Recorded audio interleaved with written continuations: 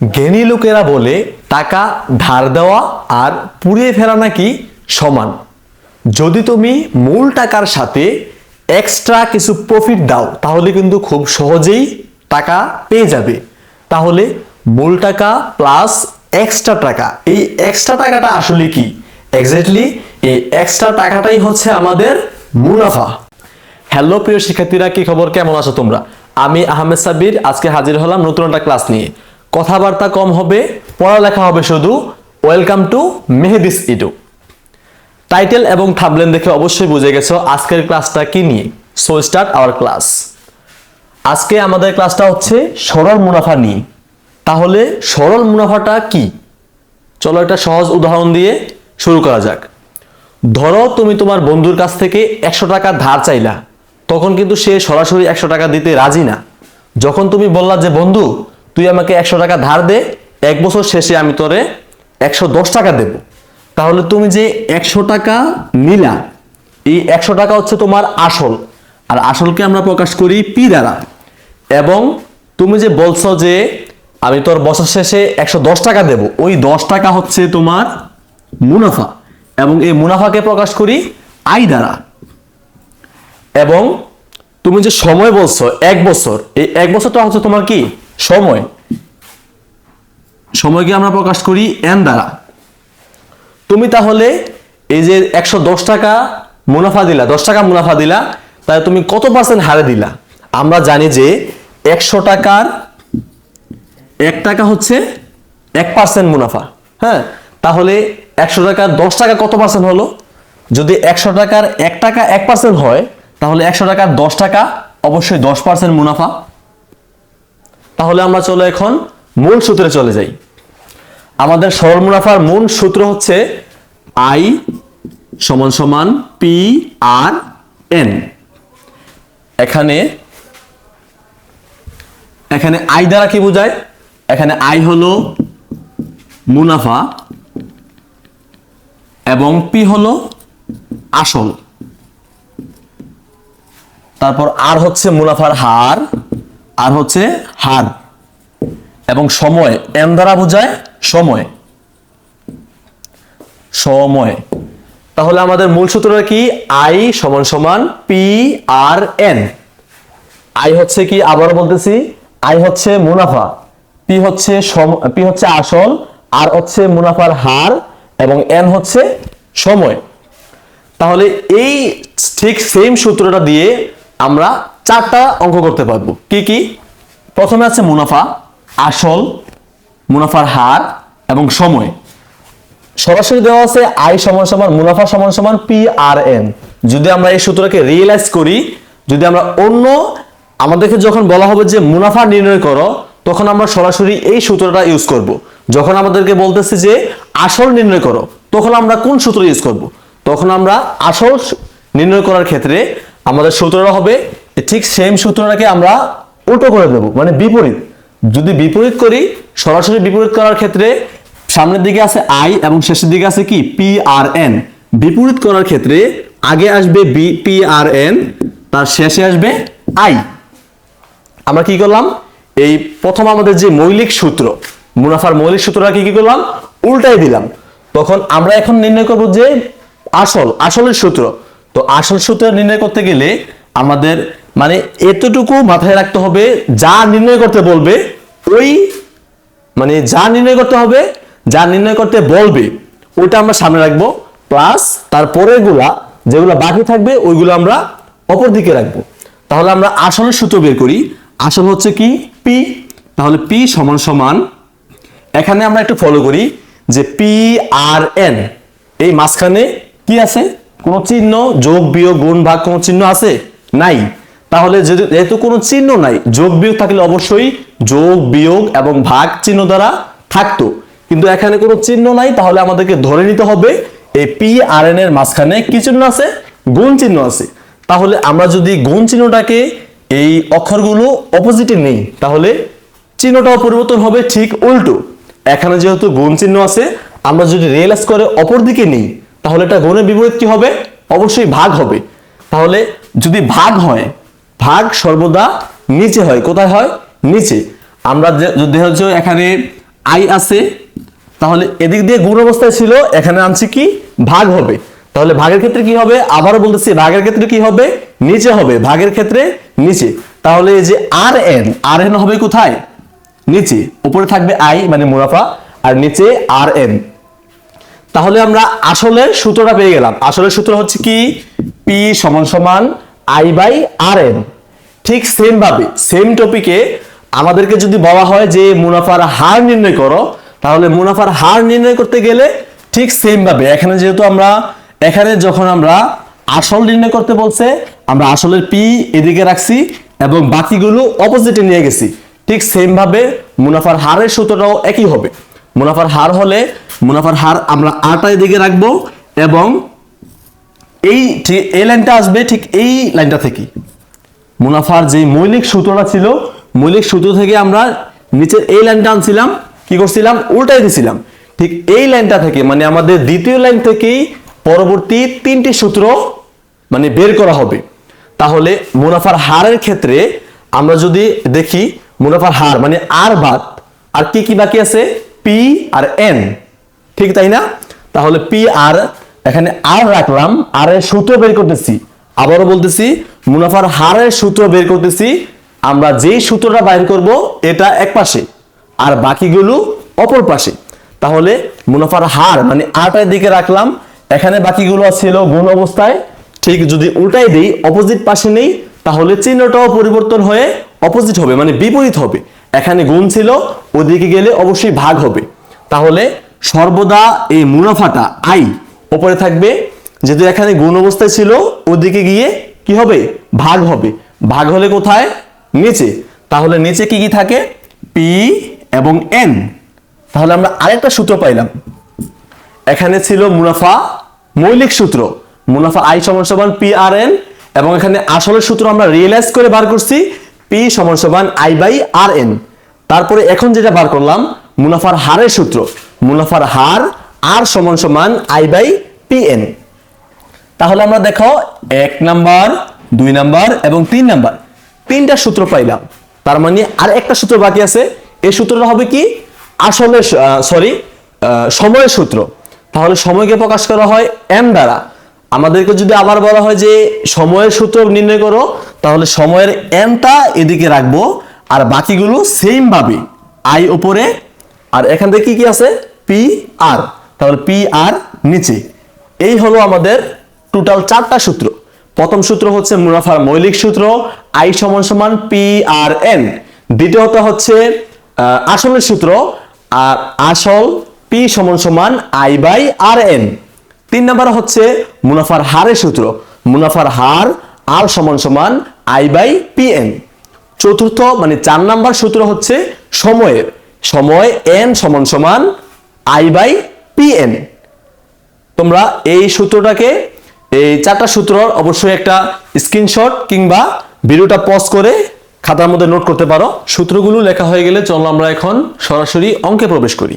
এখানে একটা সিম্পল প্রশ্ন দেওয়া আছে, এটা আমরা সমাধান করার চেষ্টা করি।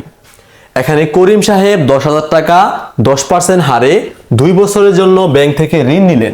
নির্দিষ্ট সময় পর তার মুনাফা কত হবে? আমাদেরকে বাহির করতে বলতেছে মুনাফা।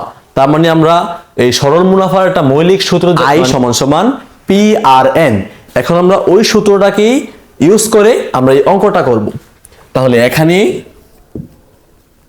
দেওয়া আছে আসল পি সমান সমান 10,000 এবং দেওয়া আছে কত, মুনাফার হার 10%। তার মানে হার আর সমান সমান 10% মানে 10%।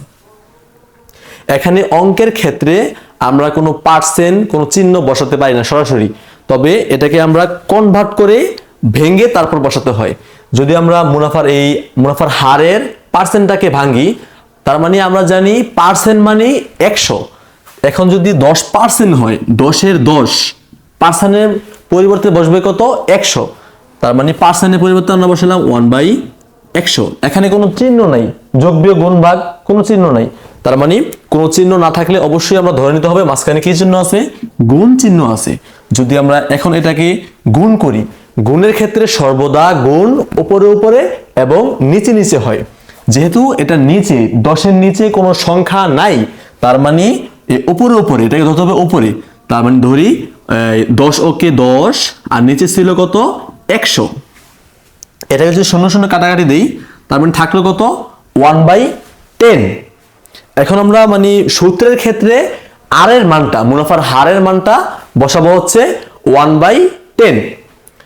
এখন আর কি কি দেওয়া আছে, এখানে সময় দেওয়া আছে 2 বছর, সময় n সমান সমান 2 বছর। মানে কি নাই, আমাদের কি জানতে চাইছে, মুনাফা জানতে চাইছে, মুনাফা আই সমান সমান হোয়াট, মানে আমরা আয় নির্ণয় করব, মুনাফা নির্ণয় করব। এখন আমরা সরাসরি মূল সূত্রে প্রবেশ করি। মূল সূত্রটা হচ্ছে আমরা জানি, এখানে লিখবো আমরা জানি আই মুনাফা আই সমান সমান পি আর এন। যেহেতু মানগুলো আমরা প্রথমেই এই প্রশ্ন থেকে কালেক্ট করে ফেলছি, এখন শুধু সরাসরি মানগুলো বসাইলেই আমাদের অঙ্ক সমাধান করা হয়ে যাবে। এখন আর পি এর মান মানে আসল কত ছিল, আসল ছিল 10,000। এখন পি এর পরিবর্তে আমরা বসাবো 10,000 গুণ চিহ্ন। আর মুনাফার হার ছিল 10%, এখানে আমরা 10%কে ভেঙে কনভার্ট করছিলাম, এখন কত পাইছিলাম 1/10 মানে 1/10। ঠিক এখানে আর এর মানটাও বসাই দিলাম 1/10 গুণ চিহ্ন। এন মানে সময় দেওয়া ছিল 2 বছর, তার মানে সময় সরাসরি 2 বসাই দিলাম। এখন যদি এটাকে আমরা সমাধান করি, ক্যালকুলেশন ক্ষেত্রে এই শূন্য এবং এই শূন্য সরাসরি কাটা দিলাম। এখন কি আছে, এখানে ছিল 10,000, কাটা দেওয়ার পরে এখানে আছে 1,000 ওকে 1,000, ওখানে সাইডে আছে কত 2, তার মানে যদি 1,000কে 2 দ্বারা গুণ করি কত আছে, এখানে হচ্ছে 1,000কে 2 দ্বারা গুণ করলে 2,000, তার মানে আমাদের অঙ্কের সমাধান হয়ে গেল। এখন কত পাইলাম, মুনাফা পাইলাম 2,000 টাকা, এটাই শেষ, এতটুকুই আমাদের অ্যান্সার হয়ে গেল। বলছিল করিম সাহেব 10,000 টাকা 10% হারে 2 বছরের জন্য ব্যাংক থেকে ঋণ নিলেন, নির্দিষ্ট সময় পর কত টাকা মুনাফা দেবে। এখন আমরা অঙ্ক সমাধান করে পাইলাম কত 2,000 টাকা, তার মানে সে 10,000 টাকা 10% হারে 2 বছরের জন্য ঋণ নিছে। এখন কত টাকা দিতে হচ্ছে, মুনাফা কত দিচ্ছে, মুনাফা দিচ্ছে 2,000 টাকা। সো এতটুকুই ক্লোজ। চলো তাহলে আমরা আগের প্রশ্নটাকে মডিফাই করে অন্য একটি অঙ্ক করার চেষ্টা করি। এখানে আগের প্রশ্নের মধ্যে আমরা মুনাফা নির্ণয় করা শিখছি, এখন এই অঙ্কে আমরা মুনাফার হার নির্ণয় করা শিখব। এখানে দেখো কি কি দেওয়া আছে, আবার এখানে আসল দেওয়া আছে 10,000, আসল পি সমান সমান 10,000 এবং 10,000 টাকা ঋণ নিয়ে 2 বছর পর, তার মানে সময় দেওয়া আছে 2 বছর, সময় এন সমান সমান 2 বছর 2,000 টাকা মুনাফা দিলেন, তার মানে মুনাফা আই সমান সমান 2,000 টাকা। বাহির করতে বলছে কি, মূলত মুনাফার হার, তার মানে আর এর মান, আর সমান সমান হোয়াট, আর এর মানটা আমরা বাহির করব। আমরা জানি মুনাফার হার আর সমান সমান I/P/N। মুনাফার হার নির্ণয় করার ক্ষেত্রে আর সমান সমান I/P/N হার মানে শতকরা হার নির্ণয় করার ক্ষেত্রে আমরা আগের সূত্রে মিস্টেক করছিলাম, এখানে হবে ইনটু 100%। মুনাফার হার বললে হারের সাথে কত থাকবে, অবশ্যই 100% হবে, এটা একটু কারেকশন করে নিও। তো এখানে আমরা মানগুলো বসাবো। আই এর মান মানে মুনাফা এখানে দেওয়া ছিল 2,000 টাকা, 2,000 পি তার মানে আসল ছিল কত 10,000 এবং এন ছিল সময় ছিল 2 বছর ইনটু 100%। এখন আমরা ক্যালকুলেশনে চলে যাব। ক্যালকুলেশনের ক্ষেত্রে আমরা শূন্য শূন্য কাটতে পারি, নিচের শূন্য উপরের শূন্য, এই দুইটা এবং উপরের 2 নিচের 2, এখানে একটা শূন্য আছে, এই শূন্যটা কাটলাম, তার মানে ক্যালকুলেশন করাও শেষ। এখানে মানে অবশিষ্ট রয়েছে কত 10, তার মানে উত্তরও ঠিক এটাই হবে, এক্স্যাক্টলি উত্তর এটা হবে 10%। তার মানে আগের যে প্রশ্ন ছিল ওই প্রশ্নের মধ্যে 10% দেওয়া ছিল। আমরা প্রথমে বলছি যে এই অঙ্কটাকে আমরা রিয়েলাইজ করে 10%কে আমরা হাইড করছিলাম। হ্যাঁ, এখন আমরা বের করে ঠিক সেই 10%টাকেই আমরা বের করে দেখাইলাম। প্রশ্নটাও ছিল ঠিক এটাই যে কত হারে মুনাফা দিলেন, তার মানে মুনাফার হার চাইছিল, আমরা মুনাফার হার বের করে ফেললাম সহজেই, এটা সিম্পল। তাহলে চলো এখন আমরা আরেকটি অঙ্ক সমাধান করি। পূর্বের অঙ্কে আমরা মুনাফা নির্ণয় করা এবং মুনাফার হার নির্ণয় করা শিখেছি, এখন আমরা আসল নির্ণয় করা শিখব। এখানে করিম সাহেব কিছু টাকা ব্যাংক থেকে ঋণ নিয়ে 2 বছর পর 10% হারে 2000 টাকা মুনাফা দিলেন। সে ব্যাংক থেকে কত টাকা ঋণ নিলেন, এক্স্যাক্টলি আমাদেরকে বাহির করতে বলছে যে কত টাকা ঋণ নিলেন, তার মানে আসল বাহির করতে বলছে। এখানে আবারও দেখতে হবে যে কি কি দেওয়া আছে। এখানে দেওয়া আছে কি, সময় দেওয়া আছে 2 বছর, তার মানে সময় n সমান সমান 2 বছর, এবং মুনাফার হার দেওয়া আছে 10%, হার আর সমান সমান 10%। আবারও 10%কে আমরা যদি কনভার্ট করি পার্সেন্টকে উঠাইলে, তার মানে 10-এর 10% মানে কত ছিল জানি, 1/100। এটা মনে রাখতে হবে। এখানে যদি আমরা কাটা দেই তো এই শূন্য কাটা, তার মানে রইল কত, মুনাফার হার আর এর মানটা 1/10। আর কি দেওয়া আছে দেখো, আর দেওয়া আছে 2000 টাকা মুনাফা দিলেন, তার মানে মুনাফা দেওয়া আছে 2000 টাকা, মুনাফা আই সমান সমান 2000।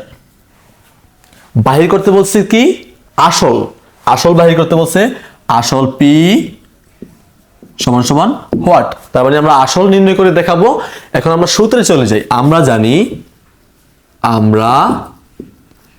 জানি আসলের সূত্রটার জন্য কি, আসলের সূত্র পি সমান সমান I/RN। এখন আমরা মানগুলো যদি বসাই তাহলে আমাদের অঙ্কটা সমাধান করা হয়ে গেল। এখানে আই এর মান কত, আই এর মান ছিল 2000, মানে মুনাফা 2000, এবং আর মুনাফার হার ছিল 10%, আমরা এটাকে কনভার্ট করে দেখাইছি কত, 1/10, তার মানে মুনাফার হার 1/10 ইন্টু n মানে সময় ছিল কত, 2 বছর, এই 2 বছর লিখলাম। এখন উপরে তো 2000 টাকা দেওয়া আছে, নিচে একটা অঙ্ক দেওয়া আছে গুণ, তার মানে উপরটাকে আমরা স্থির রেখে নিচের অঙ্কটা আগে করি। নিচে 1/10 ইন্টু 2, এটাকে যদি আমরা অঙ্কটাকে মডিফাই করি তাহলে গুণ অঙ্ক আমরা জানি উপরে গুণ এবং নিচে গুণ হয়, তার মানে এখানে 2 এর নিচে কিছুই নাই, তার মানে যেহেতু কিছুই নাই সেক্ষেত্রে আমরা 1 মনে মনে ধরে নেব। তার মানে যদি গুণ করি 2 একে 2, নিচে 10, তার মানে নিচে মনে মনে 1 আছে, 10 ওকে 10। এক্ষেত্রে দেখো এখানে একটা ভগ্নাংশ আকার ধারণ করছে, 3টা মানে 3 তালা, স্টেপ বাই স্টেপ। এখানে 3টা যেহেতু ধারণ করছে, আমরা তো সরাসরি ভগ্নাংশ আকারে তো গুণ ভাগ কিছুই হয় না। এক্ষেত্রে উপরে যেই সংখ্যা থাকবে, এবার এখানে 1 সংখ্যা কিংবা 2, 3 একাধিক সংখ্যা থাকুক, উপরে যা থাকবে তা স্থির থাকবে এবং নিচের সংখ্যাগুলো আমরা মানে পরিবর্তন করতে পারবো। গুণ থাকলে ভাগ করতে পারবো, যোগ থাকলে বিয়োগ করতে পারবো, এভাবে আমরা কনভার্ট করতে পারবো। এক্ষেত্রে উপরে যেহেতু 2000 টাকা আছে, তাহলে 2000 টাকাকে আমরা স্থির রাখলাম। নিচে আছে কি 2/10, তার মানে এটা ভাগ অঙ্কে আছে। এক্ষেত্রে আমরা যদি এটাকে বুঝাই সহজভাবে, তাহলে উপরে ছিল 2000 টাকা, এটাকে আমরা স্থির রাখলাম, এবং এখানে 2/10 ছিল কি ভাগ আকারে আছে বর্তমানে। তো এটাকে আমরা যদি কনভার্ট করি, উল্টাই দিই, তার মানে উল্টানোর ক্ষেত্রে আমরা জানি চিহ্ন পরিবর্তন হবে। যদি যোগ থাকে তাহলে সেটা বিয়োগ হবে, যদি গুণ থাকে তাহলে সেটা ভাগ হবে। ঠিক এক্স্যাক্টলি এখানে ভাগ অবস্থায় আছে, তাহলে আমরা এটাকে কি করব, গুণ করব। তাহলে গুণ করার ক্ষেত্রে উল্টাই দিলে সংখ্যাটাও উল্টে যাবে, নিচে যা থাকবে এটা উপরে যাবে এবং উপরের সংখ্যাগুলো নিচে চলে আসবে। যেহেতু নিচে আমরা 10 ছিল, তাহলে 10 আমরা উপরে নিলাম, এবং উপরে 2 ছিল, 2টাকে নিচে নিয়ে গেলাম। এখানে আমরা কি দেখতে পাচ্ছি কি, তখন এটা ভগ্নাংশের ভাগ ছিল, এখানে সিম্পল ভাগ চলে আসছে। তাহলে আমরা আমাদের অঙ্কটাও করা সহজ হয়ে গেল। এখানে যদি ভাগ করি 2 একে 2 এবং 5 দুগুণে 10, সিম্পল একটা গুণ পাশাপাশি চলে আসছে দেখো। তাহলে সমান সমান গুণটা করি 5 দুগুণে 10, এবং শূন্য থাকতেছে কয়টা, 3টা, 1 2 3। তার মানে আমরা আসল অঙ্কের যে আসলে সমাধানটা পেয়ে গেলাম, এখানে 10,000 টাকা, মানে আমরা উত্তর অ্যান্সারে চলে আসছি। যে আমাদের কাছে জানতে চাইছিল আসল কত টাকা, আমরা বের করে দেখালাম কত, 10,000 টাকা। তাহলে আজকের অঙ্কটাও এখানেই সমাপ্ত। সো আশা করি যে আমাদের এই ভিডিওটা দেখে, আমাদের এই ক্লাসটা দেখে অনেকেরই উপকার হবে। তাহলে আমাদেরকে কি করতে হবে বলো তো? আমাদের যে অনলাইন পেজটা আছে, ইউটিউবের যে চ্যানেলটা আছে, অবশ্যই নিচে থাকা বাটনটি ক্লিক করতে হবে এবং ফলো, লাইক এবং কমেন্ট করতে হবে, পাশাপাশি শেয়ার। তো ভালো থাকবে, দেখা হবে নেক্সট কোনো ক্লাসে। আল্লাহ হাফেজ।